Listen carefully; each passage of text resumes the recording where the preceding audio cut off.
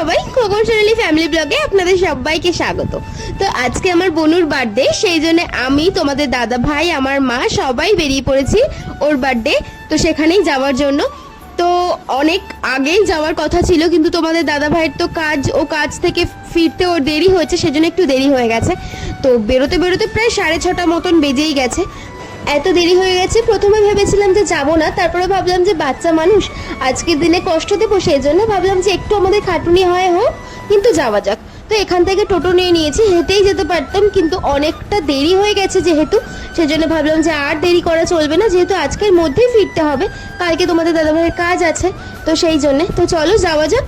আর দেখো, এখানে বিশ্বকর্মা পুজো হয়েছে, আজকে খিচুড়ি দিচ্ছে। যদি হাতে টাইম থাকতো না, অবশ্যই আমার মা তো এগুলো দেখলে মার যে কেমন হয়, তো আমি না গেলেও আমার মা ঠিক যেত, কিন্তু যেহেতু হাতে টাইম নেই সেই জন্যে। তো এখান থেকেই ওর জন্য কিছু একটু গিফটস কিনতে হবে, তো চলো আগে সেটাই কিনে নিই। তো এখানে একটা নতুন মল ওপেন হয়েছে গণেশ পুজোর দিন, বেশ ভালোই অফার চলছিল, ভাবছিলাম যে যাব, কিন্তু প্রচণ্ড ভিড়, লাস্টে দেখে আর যাওয়া হলো না। দেখো, তোমরা দেখেই বুঝতে পারছো। তো মা বললো এখান থেকে একটা নিয়ে তাড়াতাড়ি চল, কারণ আজকে ফিরতে হবে। তো সেই জন্যই চলো, এখান থেকে একটা ওকে সুন্দর দেখে একটা ওকে ড্রেস দেবো। ভাবলাম যে সামনেই পুজো, এমন কিছু দেওয়া যাক যে পুজোতে পরে যেতে পারবে, তো চলো সেটাই দেবো। তো ও দুটো গিফটস পাবে, একটা ওর জামাইবাবুর থেকে আর একটা পাবে হচ্ছে ওর কাকিমার থেকে। তো আমি আর ওর জামাইবাবু একটা দেবো, ভাবলাম যে একটা ড্রেসই ওকে দেওয়া যাক। তো চলো, এত ড্রেস, ভাবছি কি ওকে দেবো, মাথা খারাপ হয়ে যাচ্ছে। তো ও দেখো পিঙ্ক কালারের যে ড্রেসটা, এটা আমার খুব পছন্দ হয়েছে, কারণ ওকে বললে খুব সুন্দর লাগবে।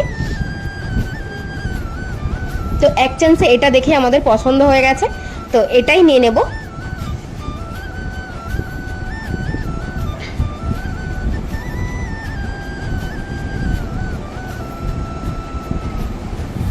তো আমরা তো ড্রেস নিয়ে নিয়েছি, এবার মা বললো যে ওকে একটা ঘড়ি দেওয়া যাক, কারণ ওর কাছে ঘড়ি সেই রকম কালেকশন নেই ঘড়ির।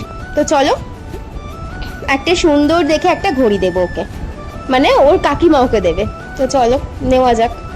তো অনেক ঘড়ি দেখেছি, এখান থেকে সেরকম একটা পছন্দ হচ্ছে না, তো লাস্টে ওকে আমার মা বললে একটা স্মার্ট ওয়াচ দেওয়া যাক, তো এখান থেকে নিয়ে নিয়েছি।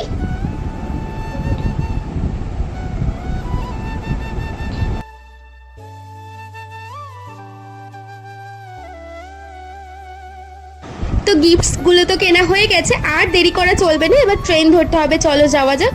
আর তোমাদের দাদাভাই চলে গেছে টিকিট কাটতে আগেই, আমি আর আমার মা এখান থেকে যাচ্ছি। তো তোমরা তো প্রত্যেকটা ব্লগে দেখতে পাও যে আমার মা বা আমার সাথে যারা থাকে সে সামনে হেঁটে যায়। তো আজকে আমার মা খুব জোর করলো যে তুই যা, আমি একটু ভিডিও করে দিই। তো দেখো, আমি সামনে যাচ্ছি হেঁটে, মা একটু ভিডিও করে দিল। তো চলো আর বেশি দেরি করবো না, ট্রেনের অ্যানাউন্স হয়ে গেছে, ট্রেন ঢোকার সময় হয়ে গেছে, তো সেই জন্য চলো তাড়াতাড়ি করে যাওয়া যাক।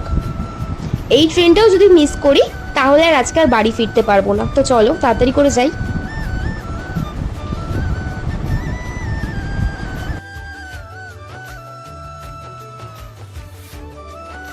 ট্রেন ঢুকে গেছে, তোমাদের দাদাভাইও টিকিট কেটে চলে এসেছে, উঠে পড়েছি, খুবই ফাঁকা ছিল ট্রেনটা, সিট পেয়ে গেছি। তো চলো যাওয়া যাক।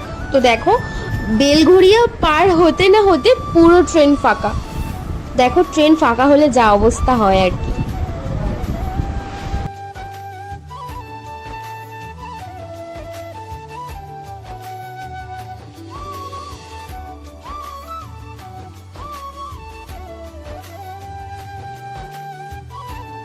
তো আমরা শিয়ালদা পৌঁছে গেছি, আর এখান থেকে ফোনটা নিয়ে এইভাবে যাওয়া খুব রিস্কি, সেই জন্য মাঝে মধ্যে টুক করে ফোনটা বের করছি, একটু ভিডিও করে নিচ্ছি। তো দেখো, আসার সঙ্গে সঙ্গেই আমাদের ক্যানিং লোকাল আছে 8:11-তে 15 নম্বর প্ল্যাটফর্মে দিয়েছে। তো আমার শরীরটা খুব খারাপ করছিল, তো সেই জন্য তোমাদের দাদাভাই একটু জল আর একটু কোল্ড ড্রিঙ্কস আনতে গেছিলো, কারণ প্রচণ্ড গরম পড়েছে আজকেই। মানে আমি তো একদমই গরম সহ্য করতে পারি না, আমার অস্বস্তিকর হয়, আর এমনিও ট্রেনের মধ্যে যদি ভিড় হয়, সেই জন্য তোমাদের দাদাভাই নিয়ে চলে আসলো। তো ট্রেনে উঠে পড়েছি, প্রচণ্ড ভিড়, মানে জাস্ট সিটটুকুনি পেয়েছে আর কিছু না, চেপে চুপে বসে আছি। তো জানলার দিকে বসেছি, হাওয়াও সেইভাবে হচ্ছে না। তো দেখো কতটা পরিমাণ ভিড়।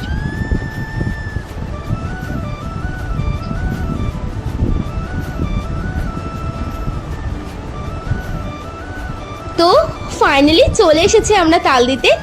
এতটা ভিড় তো ট্রেনের মধ্যে আর বেশি কোনো ভিডিও করতে পারিনি। তো চলো এবার যাওয়া যাক। বার্থডে গার্ল তো বারবার ফোন করছে, দিদিভাই কোথায় আছিস, দিদিভাই কোথায় আছে। আমি এসে গেছি বাবা, এসে গেছি। কিন্তু আমার জন্য ওর আশীর্বাদও হয়নি আর কেক কাটিংও হয়নি। বলেছে তুই না আসলে আমি কেকও কাটবো না, আশীর্বাদও শুরু হবে না। তো আমি ঠিক আছে চল। তো ভাই চলে এসেছে আগিয়ে নিতে।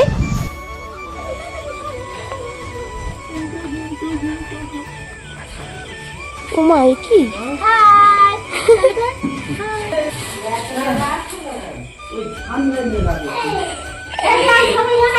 ভালো আছিস?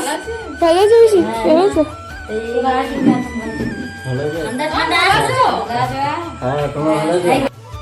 ঢোকার সঙ্গে সঙ্গেই বের করেছে কেকটা। দেখ দিদিভাই কেমন হয়েছে কেকটা। তো দেখো তোমরাই বলো, সুন্দর হয়েছে না? তো ওকে ওর গিফটস গুলো দিয়ে দিল। আর দেখো টোটাল সবাই চলে এসেছে, শুধু আমরাই লেট করেছি। কি করবো বলো, তোমার দাদাভাই না আসলে ট্রেনটাও লেট থাকলে কি করবো, তাই না বল? প্রথমে আমার ঠাকুমা আশীর্বাদ করছে আমার বনুকে, তারপর দিদুন আশীর্বাদ করছে বনুকে,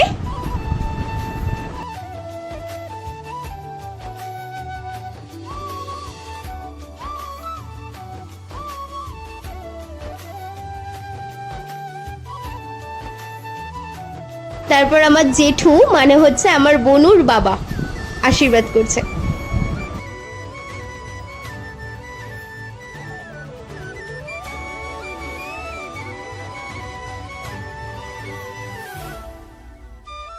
আমাদের পিসিমণি আশীর্বাদ করছে ওকে।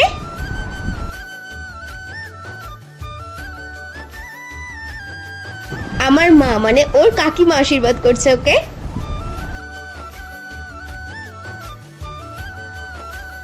তারপর আমার পিসাও আশীর্বাদ করছে।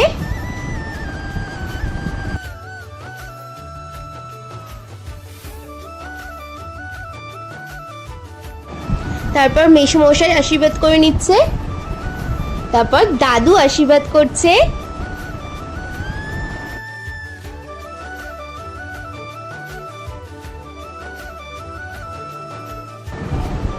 তোমাদের দাদাভাই আশীর্বাদ করছে তার বনুকে।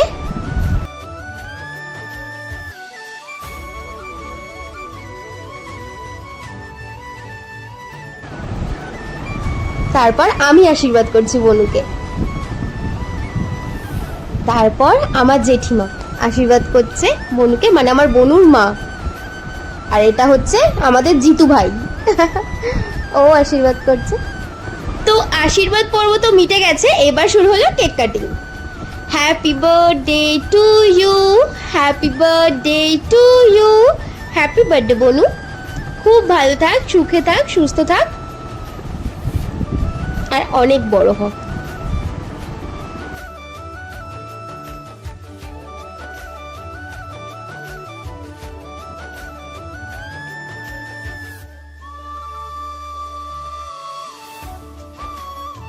সমস্ত তোর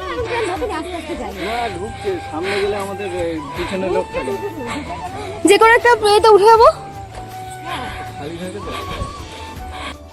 তো আমাদের ট্রেন ঢোকার আর মাত্র 2 মিনিট বাকি। 2 মিনিটও না, আমরা দৌড়ে দৌড়ে জাস্ট স্টেশনে পৌঁছেছি। ট্রেন ঢোকারও টাইম হয়ে গেছে। তো দেখো ভীষণ কষ্ট আজকে ট্রেন ধরেছে, আজকে ট্রেনটা মিস হয়ে যেত, কিন্তু তোমাদের দাদাভাইয়ের কাজ বুঝতেই তো পারছো, সেই জন্য আজকে যেতেই হবে। ভীষণ কষ্ট হচ্ছিল। তো ট্রেনও ঢুকে গেছে, চলো ট্রেনে উঠে তারপর কথা বলছি তোমাদের সাথে। তো পুরো ট্রেন ফাঁকা, আমরা পুরো লাস্ট ট্রেনে বাড়ি ফিরবো। তো এখান থেকে এটা লাস্ট ট্রেন, আর ওখান থেকেও লাস্ট ট্রেনই ধরবো। ভালো লাগছে ফাঁকা ট্রেনে যেতে? তোমার ভালো লাগছে? সামনে গেলে একটু ভালো হতো। তো আমরা একা যাচ্ছি না, দেখো একটা ডগিও যাচ্ছে আমাদের সাথে লাস্ট ট্রেনে। প্যান্টে করবি। হ্যালো হ্যালো, ঘুমাচ্ছ কেন?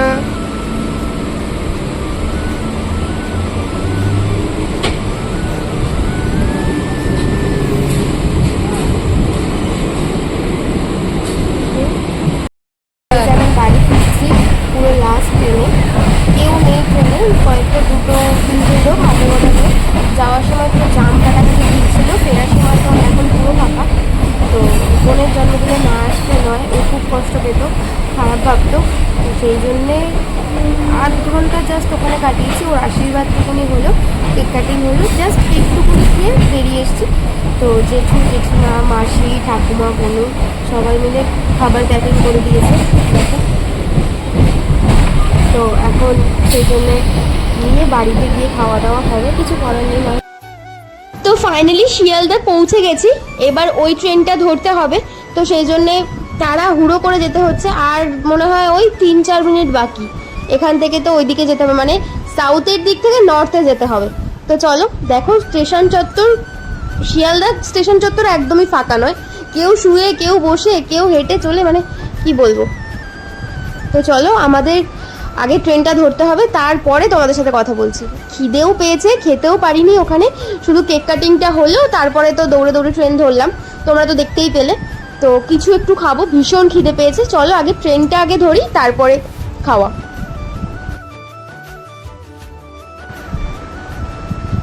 তো রানাঘাট লোকালে যাব। তো চলো, বনগাঁ লোকাল ছিল, তো বনগাঁ লোকাল দিয়ে আমাদের কোনো কাজ নেই, রানাঘাট লোকালেই যেতে হবে। তো দেখো ট্রেনটা একটু লেটও করছে, তো লেট করেছে বলেই কিন্তু পেয়েছি, নাহলে পেতাম না। আর এদিকে তো প্রচণ্ড খিদে পেয়েছে, তো এদিকে দেখলাম যে ঝালমুড়ি, তো সেই জন্য তোমাদের দাদাভাইকে বললাম যে একটু ঝালমুড়ি নাও, ভীষণ খিদে পেয়েছে। তোমাদের দাদাভাইয়েরও আমার মায়েরও খুব খিদে পেয়েছে। তো চলো একটু ঝালমুড়ি খাই।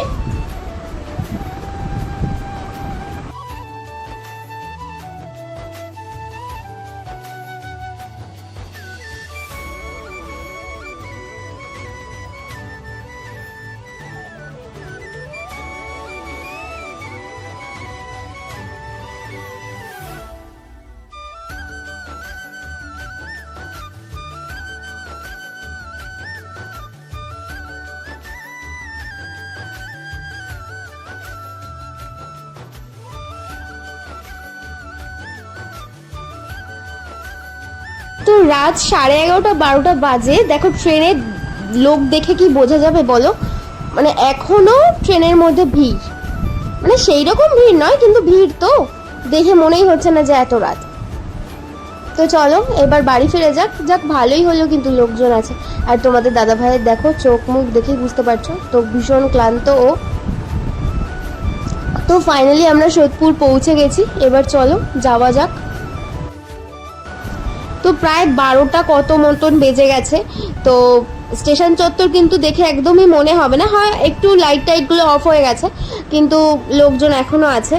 আর এদিকে আমার শরীরটাও খারাপ করছে, জানি না কতক্ষণে বাড়িতে গিয়ে পৌঁছাবো। আর তোমাদের দাদা ভাইয়েরও শরীরটা খুব একটা ভালো লাগছে না, কারণ সারাদিন খাটাখাটনির পরে বেচারি ছুটেছে ওখানে।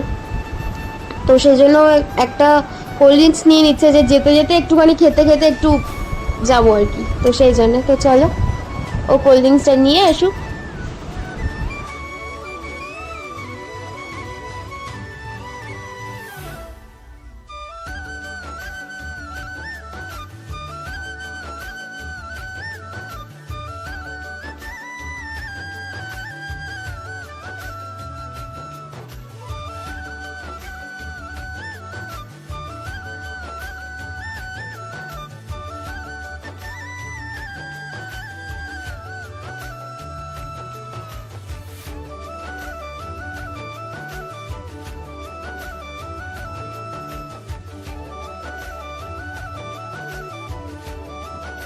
তো রাস্তাঘাট তো পুরো শুনশান, আর কুকুর তো দেখতে পেলে চেঁচাবেই।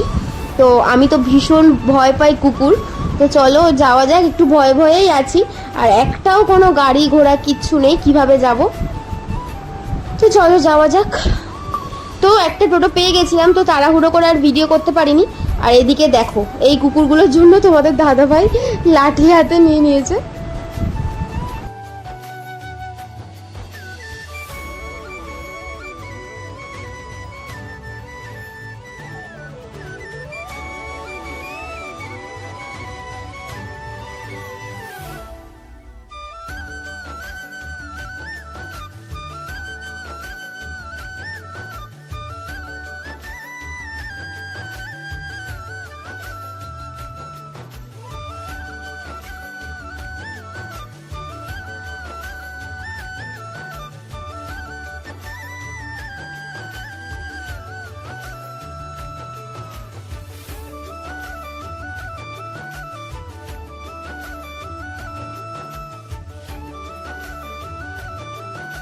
তো ফাইনালি বাড়িতে চলে এসেছি, বাবা ভাইও জেগে আছে, বাবা তো গেটটা খুলে দিচ্ছে।